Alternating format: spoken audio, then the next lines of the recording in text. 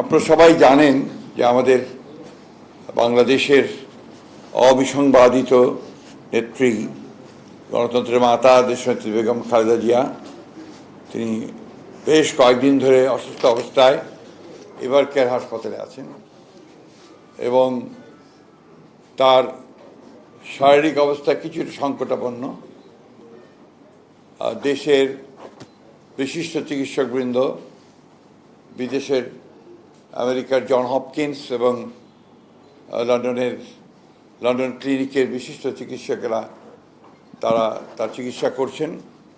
গতকাল রাতে তারা একটা মেডিকেল বোর্ডে সভা করেছেন প্রায় 2 ঘন্টা 2.5 ঘন্টা ধরে, এবং সেখানে তার চিকিৎসার ব্যাপারে সমস্ত চিকিৎসকদের মতামত নিয়ে তারা কথা বলেছেন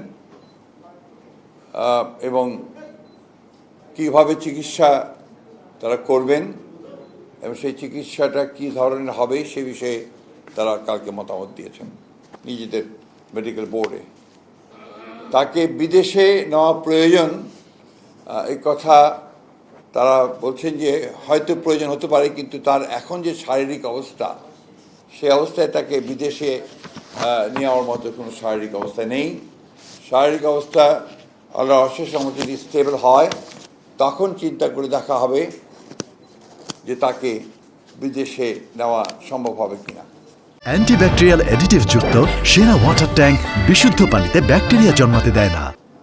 তবে বিদেশে নেওয়ার জন্য যে প্রয়োজনীয় বিষয়গুলো রয়েছে, আপনার ভিসা, অন্যান্য দেশের সঙ্গে যেসব দেশে যাওয়ার সম্ভব হতে পারে সেসব দেশের সঙ্গে যোগাযোগ করা এবং এর অ্যাম্বুলেন্সের ব্যাপারগুলো নিয়ে যথেষ্ট আলোচনা হয়েছে এবং সেগুলোর মোটামুটি কাজ এগিয়ে আছে। অর্থাৎ যদি আপনার প্রয়োজন হয় এবং যদি দেখা যায় যে she is ready to fly, তখন তাকে নিয়ে যাওয়ার ব্যাপারে খুব দ্রুত সিদ্ধান্ত নেওয়া সম্ভব হবে।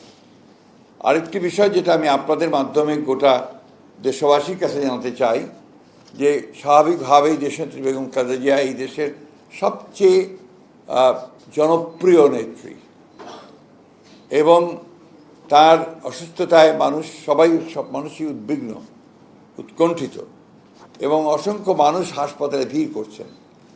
এতে করে হাসপাতালের কর্তৃপক্ষ এবং চিকিৎসকরা অত্যন্ত বিব্রত বোধ করছেন। তারা চিকিৎসা কার্য চালাতে প্যারামেডটাও এবং একসাথে অন্যান্য যারা রোগী আছে তাদের সেখানে বিঘ্ন সৃষ্টি করা হচ্ছে। তা আপনাদের মাধ্যমে আমি সকলের কাছে অনুরোধ জানাতে চাই যে আপনারা কেউ দয়া করে হাসপাতালে ভিড় করবেন না।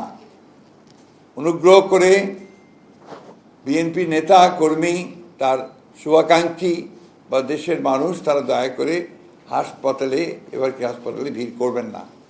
আমরা সময় মতো আপনাদেরকে তার হেলথ বুলেটিন সম্পর্কে জানানো হবে, সেটা আপনারা জানবেন, কিন্তু আবার অনুরোধ করছি দয়া করে কেউ সেখানে উপস্থিত হবেন না।